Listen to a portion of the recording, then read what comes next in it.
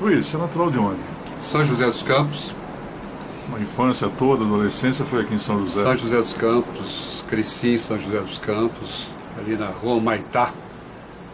Seus pais? Meus pais são daqui de São José dos Campos também, são comerciantes.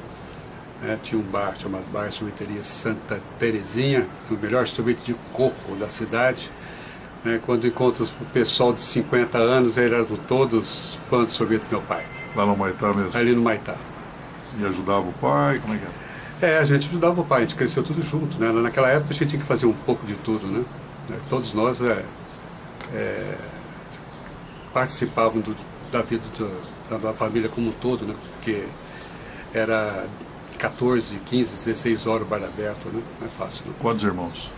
Somos em 4 homens e uma menina. Como é que era São José dos Campos na sua infância, professor?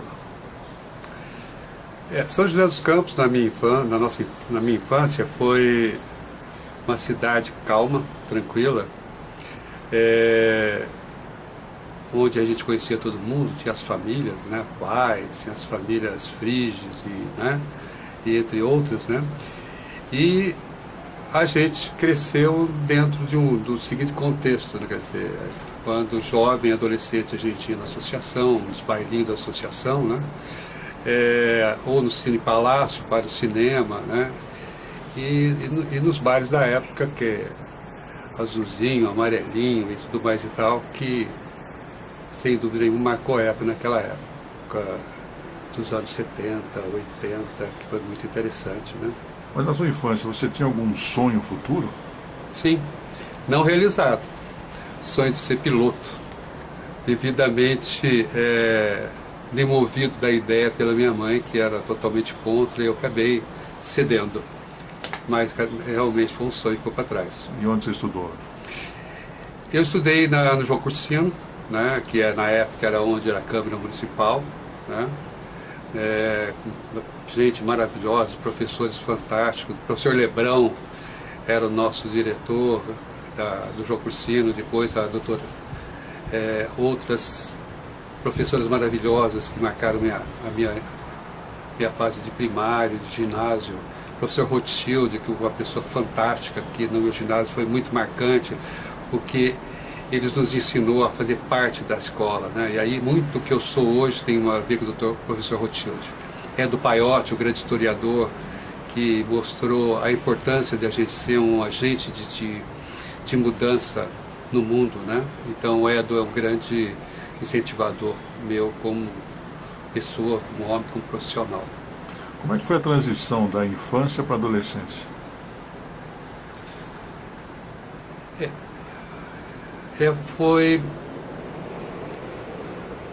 Foi uma fase bastante difícil para mim, porque o mundo naquele momento era muito complicado, né? Nos anos 70, final dos anos 70, começo dos anos 80, né? Toda uma situação onde a gente não tinha uma certa liberdade no sentido de se manifestar, mas ao mesmo tempo eu acredito que muitas pessoas se fizeram ali no sentido de fazer-se representar, né, na sociedade e tudo mais. Acho que tem Hélio Augusto de Souza, né, Fernando Fagundes, vários, Paulo de Tarso, então grandes nomes naquele momento, também da mesma fase da minha, fizemos faculdade junto, com Paulo de Tarso, enfim, um grupo de pessoas que eu acho que fizeram muita diferença em São José dos Campos.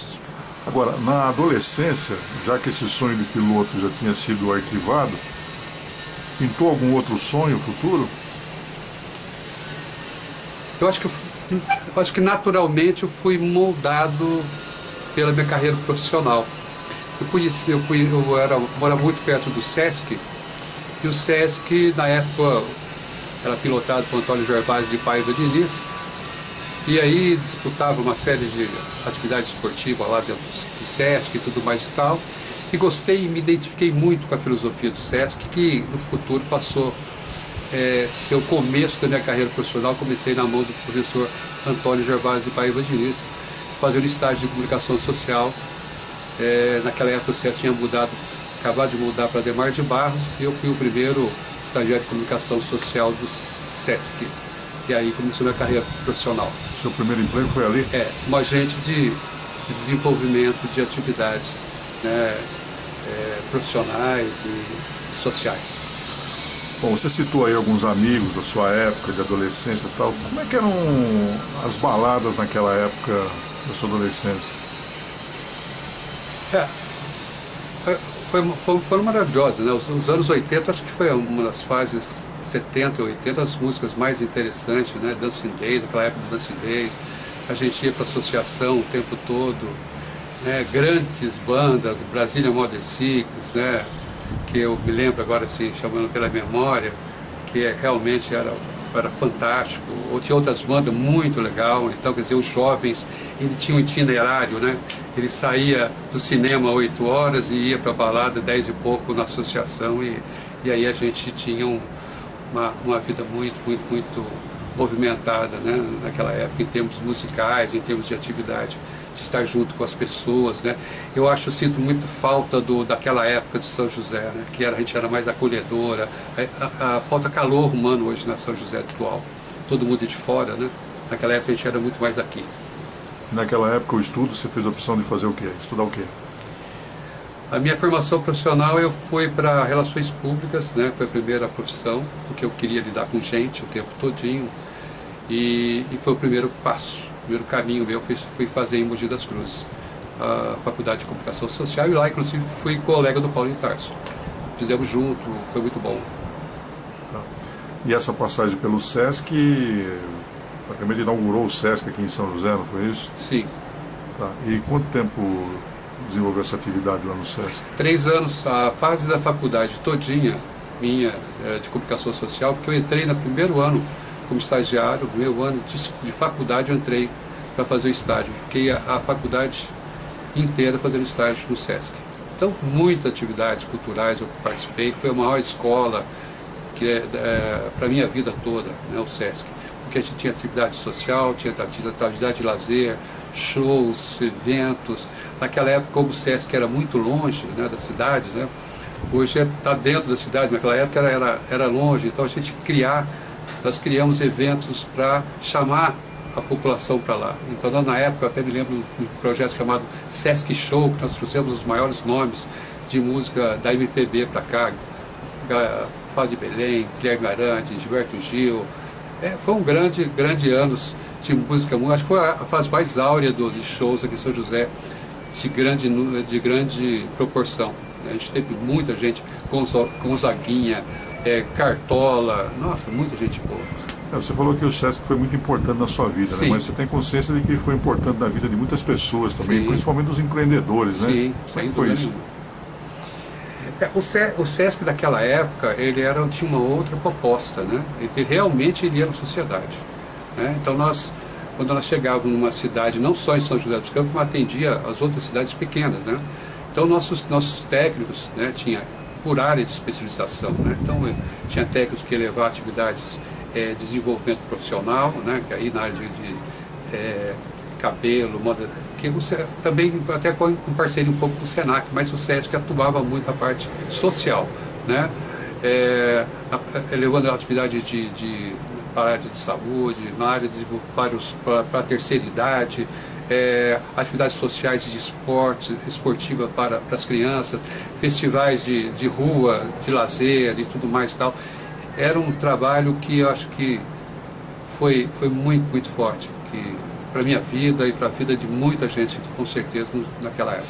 Não só aqui em São José, como em todo o Vale do Paraíba. Em todo o Vale do Paraíba. Tinha o SESC também de Taubaté, que a gente atuava até Taubaté, de Taubaté para frente, de Taubaté que fazia as atividades do SESC, naquela região do Vale Histórico. E a opção pela comunicação social, foi o endereço certo, o caminho certo que você fez essa opção?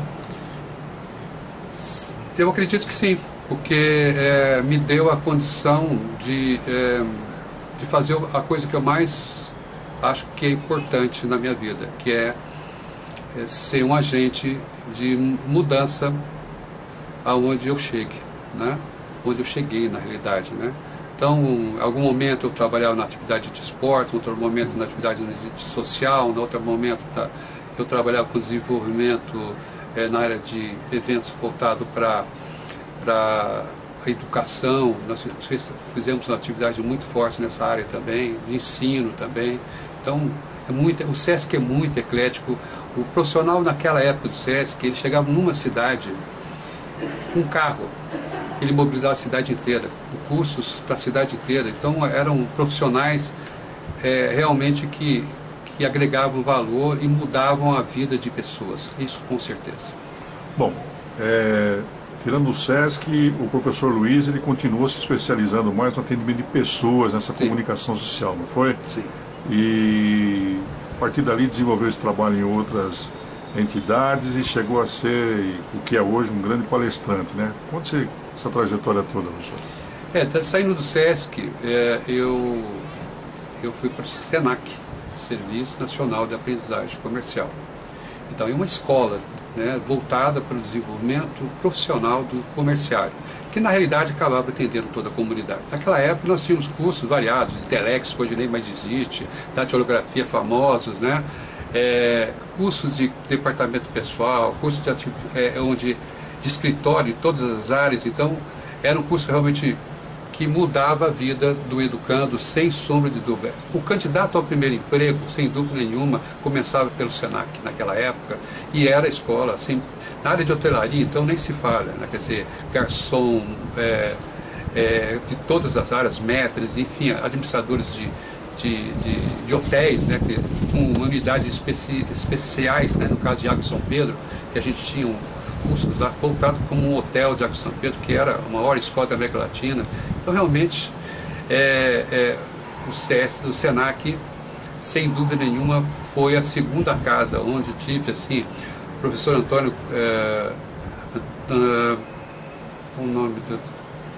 me fugiu o nome do nosso diretor da época, mas acabou que eu me recordo. Mas, naquela época, a gente também, como SESC, a gente íamos para cidades pequenas e levavam para lá a educação de acordo com a necessidade da cidade. Se o comércio lá precisava de balconista, a gente fazia curso, e aí, obviamente, a gente resolvia muito, com certeza, a questão da profissionalização nas pequenas cidades, fora no caso, no primeiro momento em Taubaté, que eu trabalhei, depois vim para cá, em São José. E aqui a gente fez um trabalho muito interessante, sendo SESC e SENAC, enquanto construía o SENAC da Vila Industrial. Então, naquela época, a gente fizemos vários cursos. Lá tive o prazer de conhecer você, Dirceu. Nós fizemos um curso de radialista, que foi um marco naquele momento, né? Que era um curso, na realidade, não de formação, mas de regulamentação de profissão, porque só tinha profissionais fazendo o curso. E ali foi muito importante, um trabalho que eu tenho muita honra de ter participado, entre outros vários cursos, né, na área de computação, de informática, que estava explodindo na época. E de onde veio esse interesse, essa vontade de trabalhar na informação das pessoas, para as pessoas? Sem dúvida nenhuma no SESC. Porque o tempo todinho o SESC, ele transpira atuar na comunidade, né? O profissional do SESC, ele está preocupado sempre em ler as necessidades reais, né? Na área social, na área de desenvolvimento humano. Até hoje é assim? Hoje, acredito que sim. Hoje o SESC atua muito forte na parte cultural, na parte de teatro, de evento. Eu acho que, sem dúvida nenhuma, o SESC é um diferencial. Hoje o Oswaldo está lá fazendo um trabalho muito interessante. E o SENAC é uma das maiores escolas do país, né, de cursos profissionalizantes, não tenho dúvida nenhuma. E isso me deu bagagem para chegar no SEBRAE, né? Então eu tive no sistema S, SESC, SENAC e SEBRAE. Quando cheguei no SEBRAE, eu tinha toda essa experiência do Vale do Paraíba, porque eu atuei no Vale do Paraíba inteiro. Porque quando eu fui contratado pelo SENAC, não existia SENAC em São José, só em Taubaté, que atendia o Vale do Paraíba inteiro. E aí comecei por lá, aqui fiz um polo, depois fui transferido para São José com um polo avançado aqui em São José do SENAC Taubaté, que era dentro do SESC. E aí a gente começou a desenvolver um trabalho até a construção do prédio atual da Vila Industrial, e a partir daí, 2 anos depois, eu fui para o Sebrae. E aí você seguiu em outros estudos, né? Sempre objetivando essa especialização com pessoas. Sim. Quando eu cheguei no Sebrae, eu senti a necessidade muito grande de entender pessoas. Porque eu tinha muitos consultores que trabalhavam com o segmento de empreendedorismo, né? E aí você está lidando com gente que, de repente, está com o comércio aberto, está falindo. Ele está desesperado, ele está sem perspectiva, ele botou todo o sonho dele, botou todo o dinheiro dele, todo o investimento dele ali. E aí não bastava eu simplesmente ser um diretor. Eu achava que eu tinha que ser mais, né? E aí fiz curso de psicopedagogia, de neurociência, na coach, eu fiz uma série de cursos para entender a alma humana, para poder aí sim ter uma atuação muito efetiva, né? Até mesmo até para coordenar os nossos consultores para chegar de uma maneira mais forte, né, para essas pessoas e remotivá-las. Então, naquela época, eu fiz um trabalho no Sebrae que dividi todos os nossos departamentos em baias, né? Quer dizer, já tinha um profissional de turismo, um profissional de administração, então ele tinha consultoria pontual, antigamente era tudo junto, né? E lá, a partir da minha gestão, eu fiz trabalhando por especialidade. Então, um profissional que ia no Sebrae naquela época, ele era atendido pela parte de administração, da parte jurídica, sempre foi assim, mas a gente personificou esse atendimento. Isso foi muito interessante. E a gente até fez um diagnóstico na época por bairros, os bairros comerciais. Fomos no Jardim Paulista, qual a necessidade de curso profissionalizante no Jardim Paulista? Qual que é do Santana? Qual a da Vila Industrial? Então, a gente começou a ter uma demanda atendendo as necessidades reais de cada bairro, e foi muito mais efetivo esse tipo de trabalho. E esses profissionais procuram realmente esse tipo de atendimento? É uma necessidade, né? Porque você começa a crescer, você precisa saber utilizar as ferramentas, né, como empreendedor. Muitas vezes o cara é muito bom na parte de administração e não sabe nada de marketing. Outra hora ele não conhece, ele sabe muito marketing, muita administração e não sabe nada de jurídico, ele não sabe nada de direito dele. Então, aí é fundamental o Sebrae na vida do micro e pequeno empresário. Então, esse empresário que está ali assistindo agora, que passa por uma crise, alguma dificuldade, mas que nunca buscou esse tipo de atendimento, o que o senhor recomendaria? Primeiro, ir lá no Sebrae, marcar uma entrevista, né, no Sebrae, para responder um teste lá, e esse teste vai identificar que tipo de dificuldade que ele tem. E aí o consultor vai encaminhá-lo para o profissional da área que ele tiver com maior dificuldade de desenvolver na sua empresa. Por exemplo, se ele não tiver conhecimento de marketing, vai fazer os cursos de marketing, vai fazer o curso de administração, será encaminhado para os cursos que vão atender às suas necessidades para melhor qualificar a sua ação como empreendedor. O senhor que está nessa área aí, não são somente os pequenos empresários, não, né? Os grandes empresários também procuram esse tipo de orientação. Sim, há uma necessidade. A informação é fundamental para você fazer um bom negócio, né? Quem sabe gerir a informação, né, no sentido de ler o mercado, sem dúvida nenhuma, ele vai no Sebrae, que precisa cada vez mais se qualificar. Professor Luiz, nós estamos no ano de 2018. São José dos Campos ainda continua sendo uma cidade boa para empreender? Eu acredito que sim. Nós temos uma diversidade, né, de áreas na área tecnológica, nós temos muita coisa, na área de comércio é a mesma coisa, mas o desafio é o momento que a gente está vivendo, né? Infelizmente os nossos governantes estão praticando um governo hostil ao empreendedor, ao empresário, né? Ser empresário hoje em dia é um risco, né?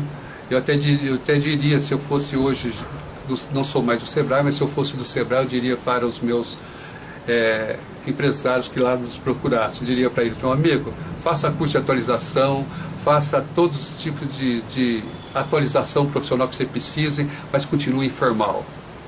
Não coloque o governo como seu sócio, continue no informal, porque é o único jeito de você existir, até que nós tenhamos política mais adequada para nossos empresários que pagam a conta de tudo o tempo todo. Bom, o senhor já deu orientação a muitos empresários, né? Formou muitos empresários. Como é que foi a formação da sua família? Meus irmãos? Filhos, então, meu caro, da minha família, eu tenho meus 2 filhos moram nos Estados Unidos, né? Eu me separei há uns 17 anos atrás, aí minha filha foi junto com o meu filho morar com a mãe, passou 2, 3 anos, meu filho voltou, e aí eu criei um, e a mãe criou outra, a menina nos Estados Unidos. Minha filha, com 21 anos, resolveu vir para o Brasil. Já se formou, ela é americana, ela tem toda uma formação lá, bastante sólida, também uma grande coach na área de voltado para bebê recém-nascido. Ela, sem dúvida nenhuma, ela é um profissional de altíssimo nível, tem um trabalho maravilhoso no Brasil há 7 anos, ficou aqui 7 anos, voltou para os Estados Unidos agora recentemente, em função dessa crise que nós estamos vivendo, mas a cada 2 meses vem atender os clientes dela aqui no Brasil e volta para os Estados Unidos, né? E lá ela tem uma série de incentivos, né, para estar lá desenvolvendo a sua profissão e se atualizando como profissional, e vai atender aqui os seus clientes. Ela é uma profissional que, sem dúvida nenhuma, é muito melhor do que eu, sabe? Ela é uma pessoa fantástica e é uma honra ter a filha que eu tenho. Então são 2 filhos. O Tiago, ele fez a faculdade de Direito, mas no último ano ele resolveu abandonar tudo e foi para os Estados Unidos tentar a vida lá, como todo jovem hoje em dia está fazendo, né? E ele está lá passando seus desafios, né? Não tem nenhum glamour, né? Vai ter que trabalhar muito, mas isso é bom. Bom, então hoje o senhor dá palestras como coach, né? Sim. Mas gostaria de ter um Sesc só seu? Não, na realidade, eu tenho vontade de montar um espaço, né? Espaço de desenvolvimento humano para encontrar as pessoas, né? Até muitos amigos estão cobrando isso de mim, né? Eu penso fazer algo voltado para a terceira idade. Aquele cara que se aposentou na Embraer, que é a nossa idade, né? 60 e poucos anos, o cara super ativo. E aí o dia inteiro ele bateu o cartão, chegou lá, assistiu televisão, e a vida dele foi isso durante 30 anos, e hoje ele está com tempo ativo e não sabe o que fazer com o tempo dele ocioso. E de repente ele vai para a depressão, de repente porque ele não se sente mais útil, e eu penso em algo que de repente pudesse fazer esses caras se encontrar nesse espaço e fazer, de repente, desenvolver trabalhos sociais para a comunidade, fazer curso, enfim, ajudar de maneira ativa na sociedade de outra maneira. Eu acho que seria uma ideia muito interessante. E para essas pessoas, essa ideia está de 0 a 10 e está em quanto? Hoje está em 5. Eu preciso realmente tocar para frente essa ideia. É um sonho, vamos ver. Eu tenho até um espaço, vamos ver agora o que vai dar. Professor, o que São José dos Campos representa na sua vida? Olha, uma cidade que tem Osíris Silva, de Manuel Fernandes. Eu poderia citar grandes nomes, né? E eu me sinto totalmente assim. São José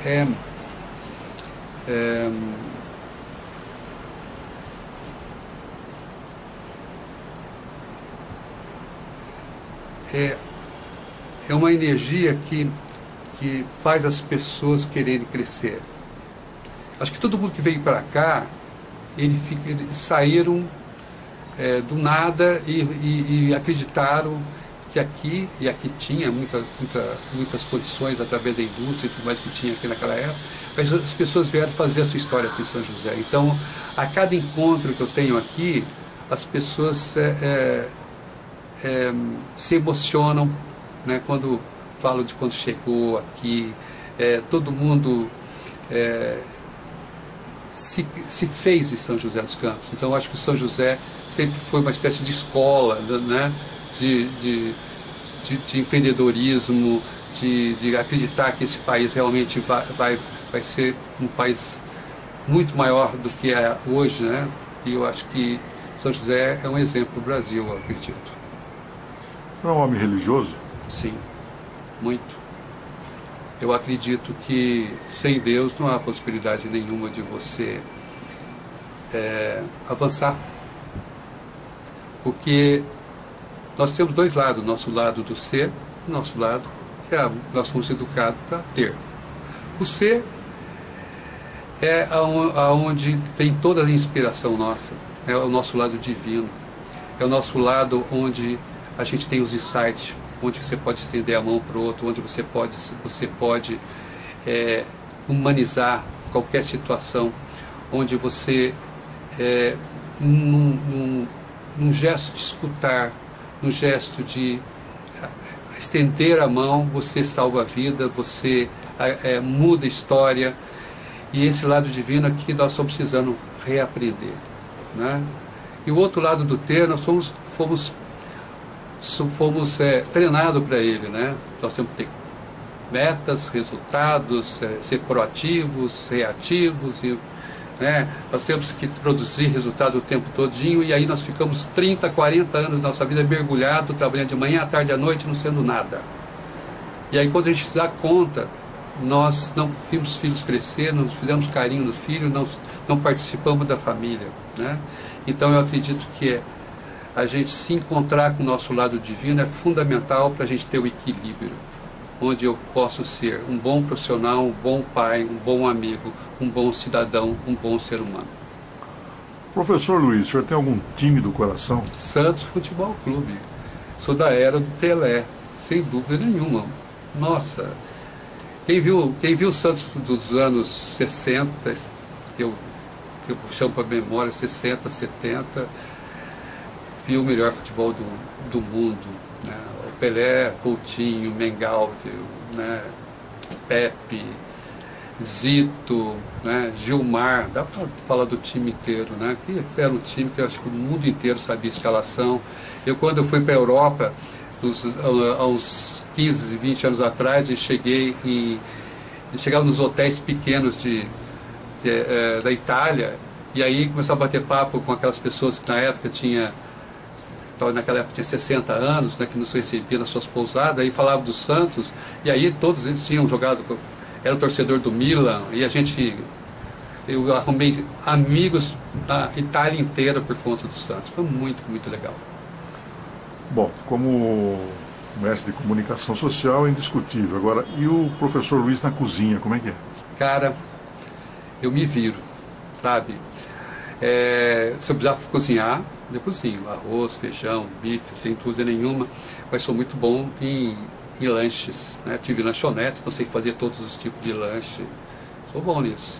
Pizza. Seu hobby qual que é?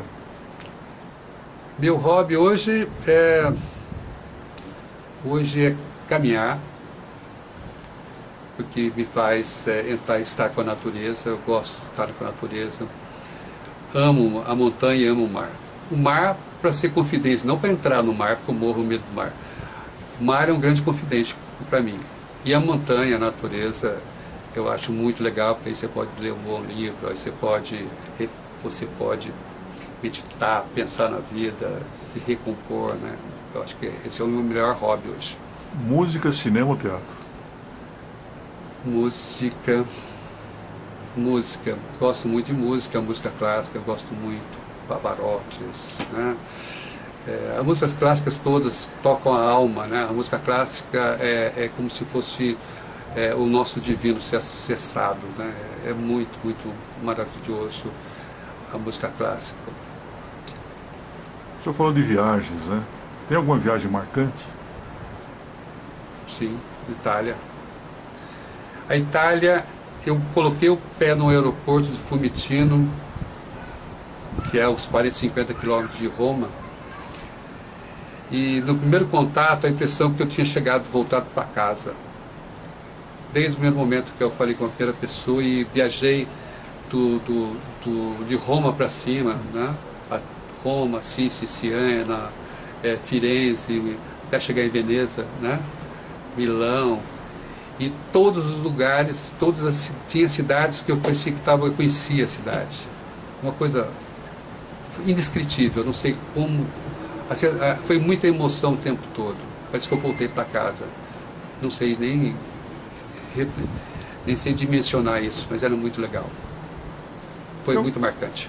Tem algum lugar do mundo que o senhor gostaria de conhecer?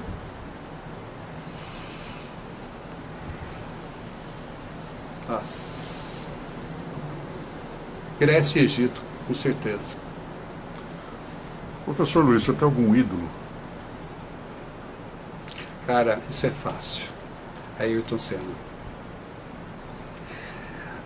Eu acho que se eu chorei na minha vida da maneira mais copiosa da minha vida, como tivesse perdido um parente, foi quando morreu Ayrton Senna. Porque foi o único cara que, além de ser absolutamente competente no que fazia, era um grande patriota. Naquele momento, ele despertou em todos nós, né, o quanto era importante o Brasil para nós. No momento que a gente tinha perdido o Campeonato Mundial, ele ganhou outro campeonato Mundial para a gente. E não só por isso, né, o que ele era uma pessoa espiritualizada e ao mesmo tempo uma pessoa que pensou no social, fez um projeto fantástico voltado para a educação, né, que é o projeto que ele toca hoje, né, que é no Brasil inteiro. E ele realmente foi o maior ídolo que eu tive, sem dúvida nenhuma, pelo homem que ele foi. E nossos domingos, com certeza, não são mais os mesmos. Bom, pessoas marcantes na sua vida.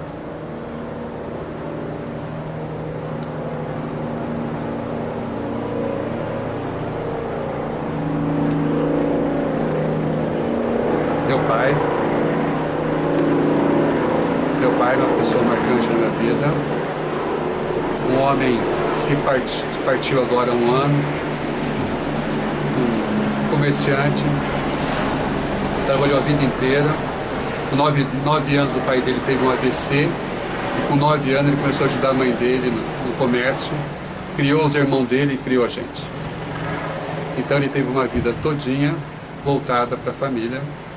Né? Um grande comerciante, cresceu com São José nos anos 60, 70, um homem batalhador, sem dúvida nenhuma, um modelo para mim, sem dúvida nenhuma, uma pessoa muito, muito, muito importante na minha vida, muito do que eu sou devo ao meu pai. Imagina que o senhor tivesse que deixar São José dos Campos e morar numa outra cidade. Qual o senhor faria opção em morar? Ou não seria?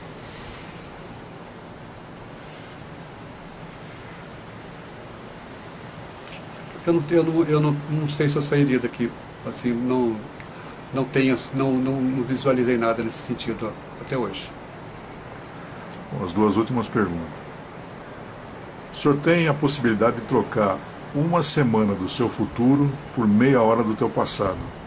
Nessa meia hora o senhor estaria onde e fazendo o quê? Meia hora do meu passado? Meia hora do meu passado, eu diria que eu recuaria dos anos 97, foi quando eu cheguei a gerente regional do Sebrae. Porque eu passei a administrar uma região muito importante, que sediava aqui em São José dos Campos, a cidade onde eu nasci. E eu levei 20 anos para chegar nesse cargo. E eu tinha um comprometimento muito grande. O empreendedor desde a época do Sesc, Senac. Então sempre eu estava trabalhando com o setor empresarial. E ali, naquele momento, foi uma realização pessoal que foi indescritível na minha vida. O momento mais emocionante da minha vida, quando fui comunicado que era diretor regional do Sebrae, com apenas 6 meses de Sebrae. Então foi muito esse fato foi muito marcante na minha vida do passado. E do futuro, como é que é? Trocar o futuro por meia hora do passado. Então a meia hora seria essa daí. Sim, sem dúvida nenhuma. E a última pergunta, uma grande saudade.